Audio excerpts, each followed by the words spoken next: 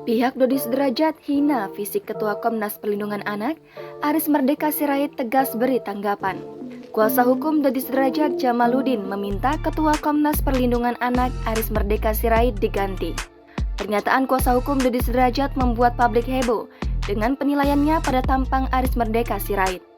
Kuasa hukum Dodi Sederajat mengatakan, Ketua Komnas Perlindungan Anak seharusnya diganti perempuan atau laki-laki yang mempunyai hati seperti perempuan.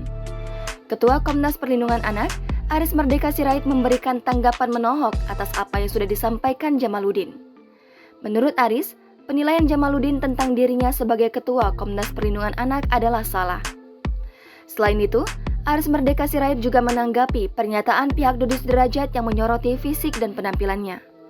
Aris Merdeka Sirait menegaskan bahwa penampilan bukan faktor yang bisa dinilai untuk menjadi dekat dengan anak-anak.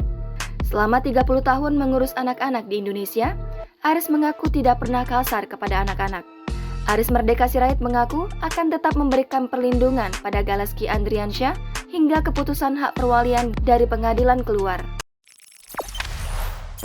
Jangan lupa subscribe, share, komen, dan like ya!